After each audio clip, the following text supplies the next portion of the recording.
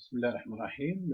Alors concernant l'utilisation de Zelio, il reste à voir quelques modules à comprendre et à utiliser. Alors pour cela, je lance Zelio comme d'habitude.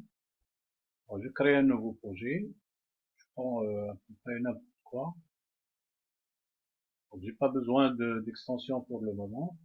Et voilà, FBD.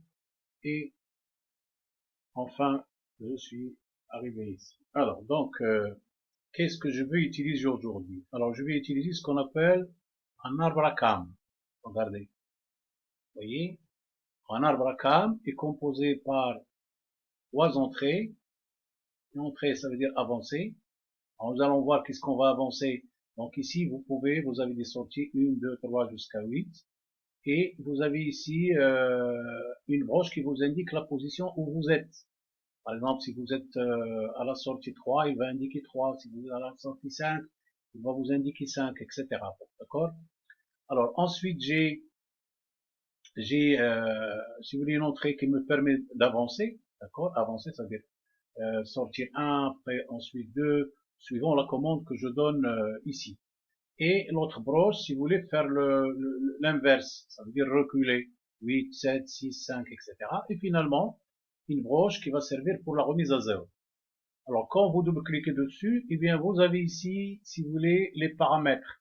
Quel est le nombre de pas que vous voulez? Par exemple, ici, on peut aller jusqu'à 50 pas. 50 pas, ça veut dire sortir un signal, puis le deuxième, puis 4 par exemple, ensuite 5. Donc, vous avez 50 possibilités. Alors, moi, qu'est-ce que je vais faire? Alors, d'abord, je vais placer, alors, je laisse pour le moment. Alors, je vais placer mes entrées et sorties. Alors, je prends un interrupteur pour commander l'avance, un interrupteur pour commander le recul, ou bien des boutons poussoirs, peu importe. Je prends quelques sorties. Alors soyons un peu corrects. Par exemple, je veux démarrer, je sais pas moi, un ventilo, et après j'ai besoin, par exemple, d'activer, je sais pas moi, un lampadaire. Ensuite, ben, on va pas prendre 8, mais on va se contenter de 4. Hein. Alors là, je prends, je sais pas, un moteur. Et puis pour finir, je prends, par exemple, tiens, une vanne. Ok, voilà.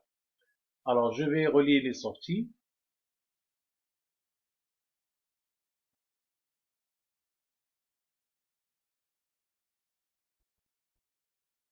Là, évidemment, vous pouvez corriger un peu pour que votre dessin soit clair. Et voilà, je me contente de ces 4 charges. Après, attaque l'entrée.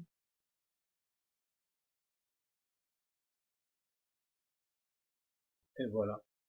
Ok. Alors, je vais lui dire, par exemple, regardez, premièrement, c'est-à-dire la première combinaison, je sais pas, il m'allume, par exemple, les 4 à la fois. Alors, sortie 1, sortie 1, ensuite, voilà, sortie 1, sortie 2. Alors, soyons très, très simplistes. Donc, ensuite, sortie 2, ensuite, sortie 3, ensuite, sortie 4. Ensuite, par exemple, je lui dis d'allumer ces deux. Ensuite, position 5, ces deux. Voilà, vous pouvez faire les combinaisons que vous voulez, ok? Alors, l'ensemble pour vérifier. Alors, simulation, run. Alors, au départ, vous avez la première combinaison. Quand j'appuie ici, voilà, ça passe à la deuxième, comme on a déjà vu. J'appuie, je relâche troisième, quatrième, voilà, les deux. Donc, la cinquième combinaison, les deux. Ensuite, l'autre combinaison, les deux dernières, etc. D'accord? Et puis, ben, si vous voulez refaire l'inverse, évidemment, voilà, vous pouvez revenir à vos positions de tout à l'heure dans le sens inverse. Et évidemment, si vous utilisez un signal ici, hein, il va remettre à zéro. Voilà, donc c'est très simple. Il est possible aussi, donc il est possible de trouver une autre. Vous pouvez, si vous voulez, vous n'êtes arrêté que par l'imagination, évidemment. Donc regardez, je peux par exemple, au lieu que ce soit un signal comme ça qui me commande, je peux par exemple mettre un signal qui me donne, par exemple, une certaine fréquence. Alors il y en a des signaux, alors je vais chercher. Donc en réalité, il y en a beaucoup, mais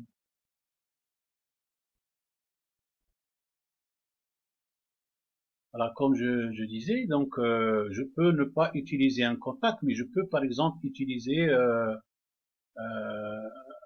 un système qui me donne, si vous voulez, une impulsion toutes les secondes, hein, d'accord? Alors, regardez, donc si vous voulez, ce système, alors regardez, c'est marqué une seconde, donc à chaque seconde, il va évidemment sortir ce qu'il y a là.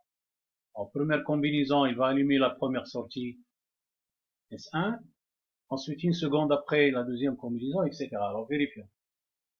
Lance. Alors regardez, ça marche au rythme de l'horloge que j'ai mis sur le... Voilà, comme ça prend fin cette petite démonstration. Maintenant, vous savez qu'est-ce que c'est qu'une cam. Vous pouvez l'utiliser à volonté dans vos applications. Alors merci pour votre patience et à la deuxième vidéo, Inch'Allah.